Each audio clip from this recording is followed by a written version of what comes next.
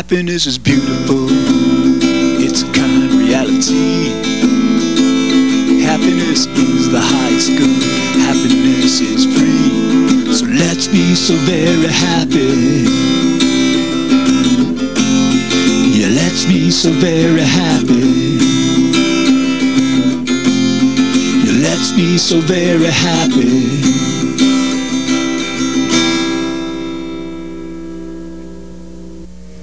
Welcome to the Happiness Show. This is George Ortega, and I'm here to talk about happiness because happiness is, always has been, and always will be the point of it all.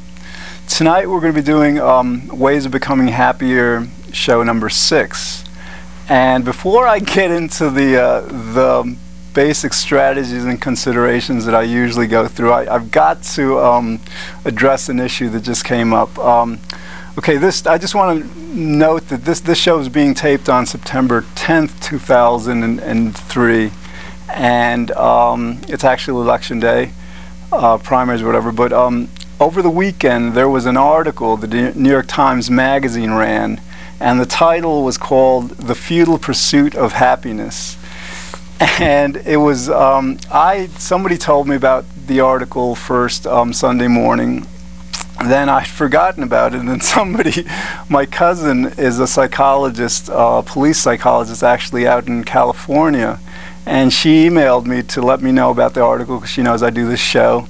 And this was, I got this email sometime in the late evening, and so I logged onto the internet and I got the article, and basically, it claims that that long-term increases in happiness are not possible because of this theory called adaptation level theory, which I'm going to get into because I've got to. But anyway, the idea is that I had to respond to this article because it was just like misguided. It didn't include the necessary information to form a valid analysis of the issue.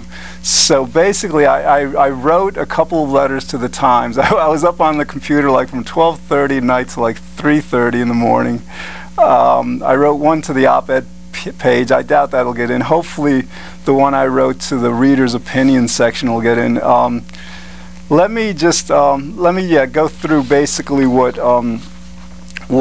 he said, and he used certain experts. That these guys are like some of the top people in the field of happiness, but they're not really so very knowledgeable about happiness increase. All right, basically this theory goes back to the 60s, I think maybe the 50s. It's called adaptation level theory, and it makes a lot of common sense in a way. Basically what the theory says is that things are never as good or as bad as they could be because we get accustomed to things.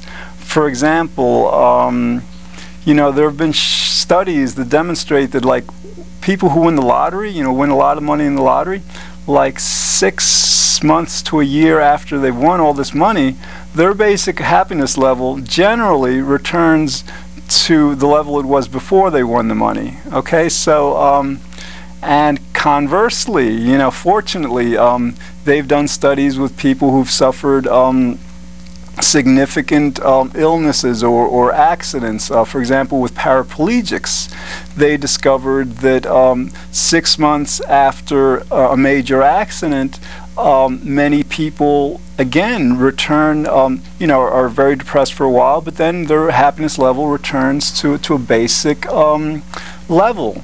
Now, this is called adaptation level theory. It's applied to happiness.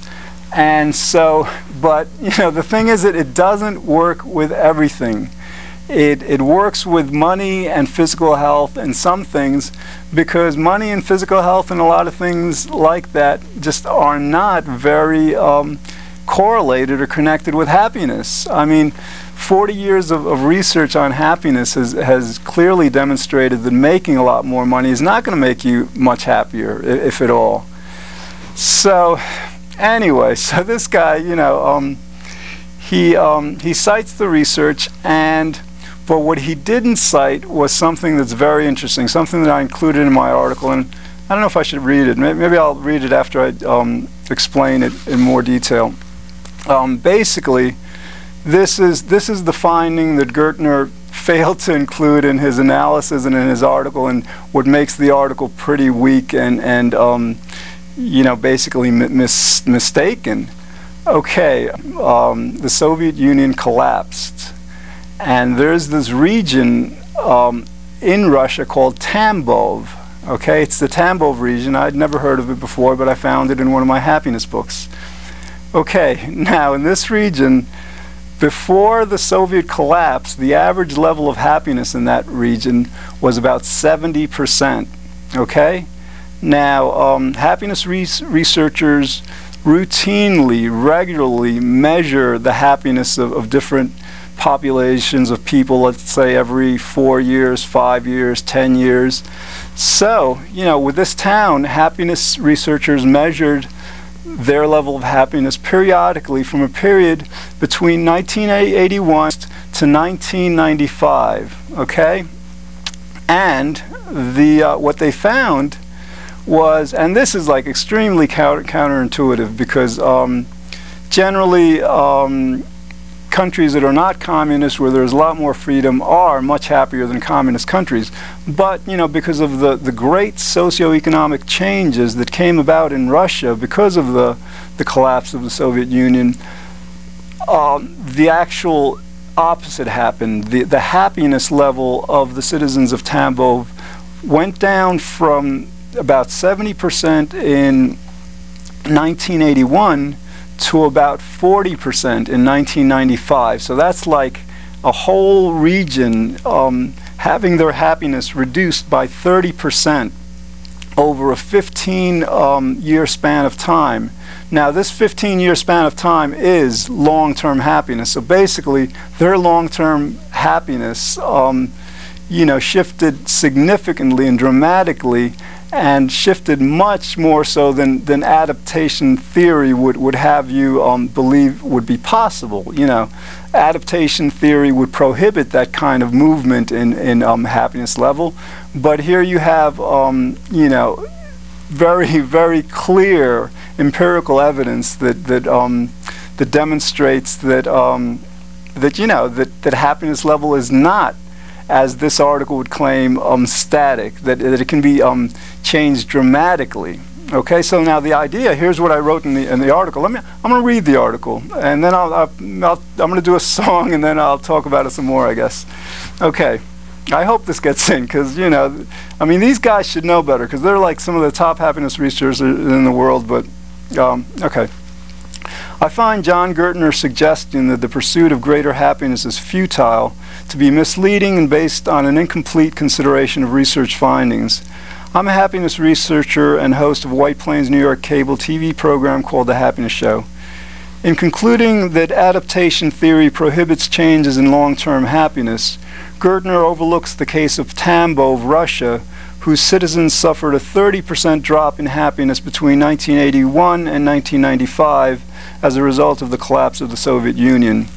This dramatic decrease stretches far beyond the change in happiness level that adaptation theory deems possible. A simple way to further refute adaptation theory's prohibition on long-term happiness increase would be to move a few Tambov families to a country where citizens are much happier. It would hardly be prophetic to predict that these families would soon become substantially and lastingly happier. Okay, that's, so that's the, that's what I wrote. The last point is very important. I've got a few more minutes before I get to the song, and the last point is important. Like, for example, let's say you take a few families in a region like that, again, my data goes from 81 to 95. I'm not sure what their level of happiness is now, but let's say it's, let's say they've been able to increase their level of happiness 5 or 10 percentage points since then. So instead of being 40% happy, let's say now they're 50%.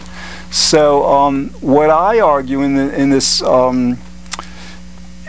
letter, and what is, I think a very useful argument against adaptation theory, is that if you would place some of these families that have a 50% happiness level in a country, for example, like ours, where our average happiness level is 70%, or maybe in a country where their level is a bit higher, like some of the Scandinavian countries, it would, I mean, their happiness level would climb pretty swiftly, I would imagine.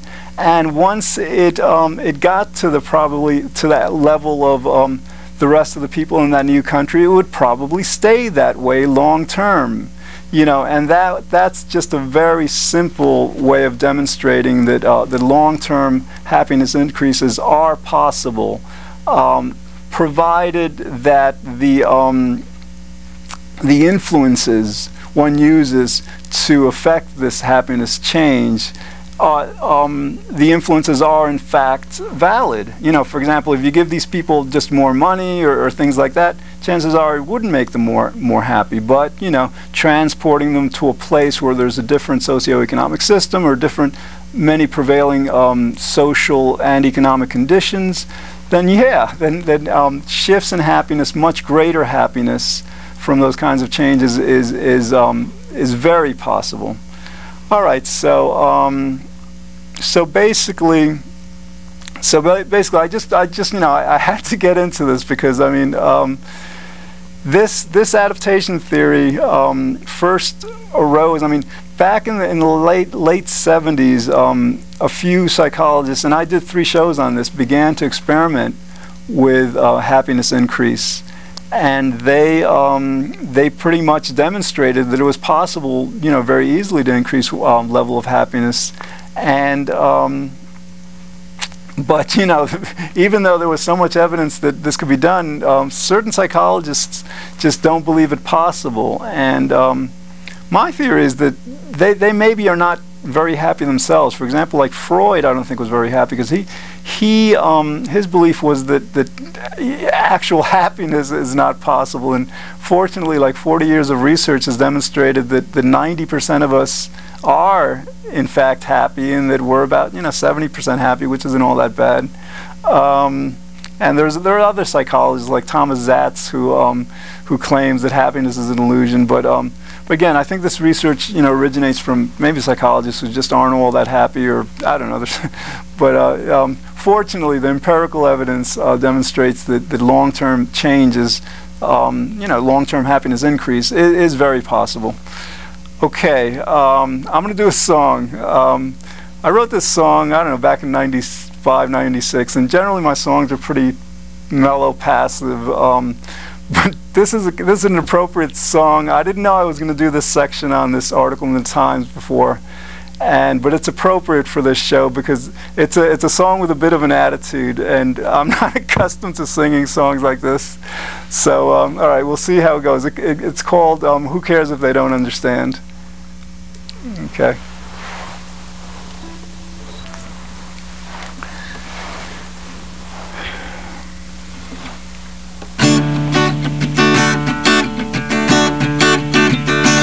Well, you're trying to reach a higher plane, but yesterday wall stands in the way. Hey, break it down, brick by brick, all the way till it's dust on the ground.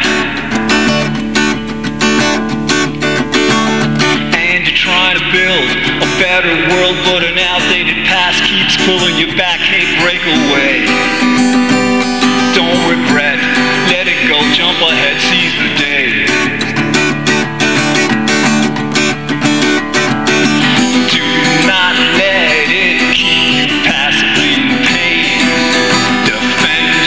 So with all your might, hold on fast to every nobly won game. Don't give an inch without a fight. Protect the dream of paradise. Leave the pessimists to their own device. Protect the dream of paradise. Let the cold hearts freeze and turn into ice. This world has had enough of people that used to see the prospect of a future filled with possibility. Break them down, frown by frown. Let them stay in the past by themselves on the ground, on the ground. All the sweet mercy comes to the rescue. It will not abide their defeat.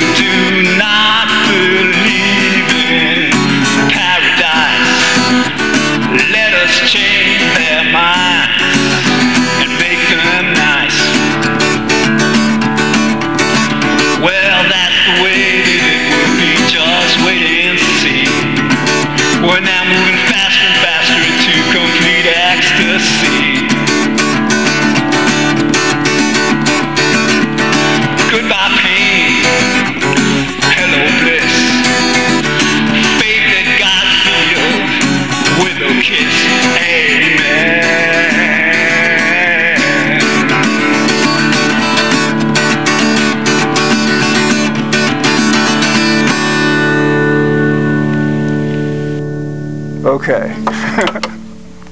That was fun.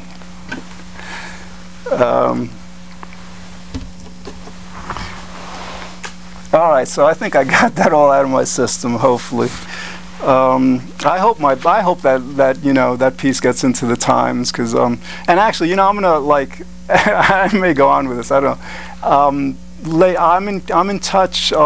In order to prepare for some of the happiness increase shows that I did in the past, I had to consult with some of the top happiness researchers in the world, you know, the very top authorities, and some of them are actually doing studies designed to increase happiness.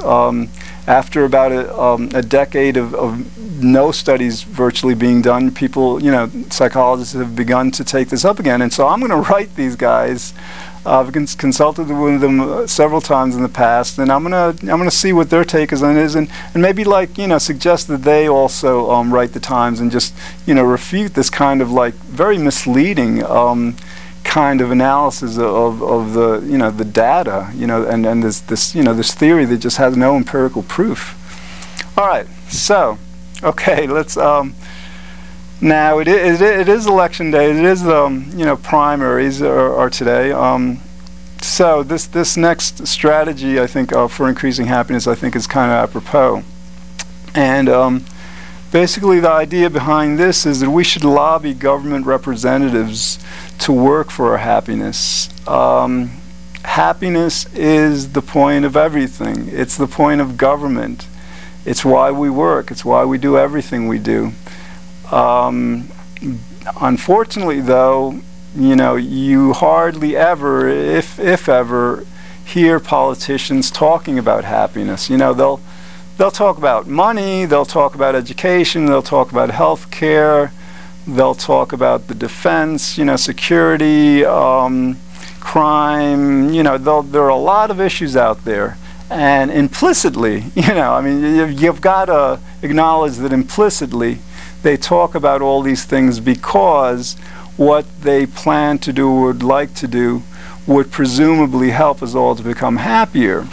But, you know, it just seems very, very curious that we devote so much time to indirectly pursuing happiness, you know, as a government, and indirectly instituting policies that will hopefully help us become happier, and yet we don't pursue this issue directly. And you know, unfortunately, a lot of the ways that our government pursues this are just simply ineffective. For example, like, you'll hear some people saying, well, you know, I'll lower your taxes and, you know, you'll be happier. You'll have more money in your pocket. You will have more money in your pocket, but it's not going to make you happier, you know. All right, so basically, you know, instead of it's a good question, you know. I mean, if you go to some kind of a stump presentation or something from a politician, somebody speaking somewhere, you know, if you happen to have the opportunity, ask, you know, what are you doing to make me happier directly? I mean, it's probably more complicated than that. I mean, the happiness research that deals with increasing happiness, deals with, like, increasing happiness directly, isn't very well known, even among psychologists. So I mean, you can't really blame these politicians for not knowing what really hasn't been presented to them. But, you know, I think that, you know, it would be good for voters to really take politicians to task on this. You know, just have them make the connection that happiness is why we're here. You know, sure, healthcare and education and everything else is important, but what are they doing to make us happier? In that same vein, you know, like with education, for example, in some schools in New York City, you have a 40% graduation rate in some of those high schools. A lot of kids are not going to school, they're not graduating, presumably because they're not very happy, you know, with what they're learning. So so the idea would be that, you know, if you really want to improve education a lot and have education serve people as best it could, you know, politicians, I think, should institute policies that that require that schools teach our kids how to be happy. Again, the average level of happiness in the United States is 70%, which isn't that high. It's 69%. that's not that high. I mean, at any one given time, about 25% of us are actually depressed. And these figures are given by this guy Martin Seligman, who's right now the president of the American Psychological Association, which is the psychological association in the world, the most prestigious. And so this isn't just like fringe research. So basically, yeah, you should have politicians addressing happiness directly and implementing policies to directly influence our level of happiness. And they should fund studies to refute these guys who say that long-term increases in happiness are not possible. Okay, let's see. Okay, one of the things that work against us when we're trying to be happier, become happier, is desires. This has been known for millennium.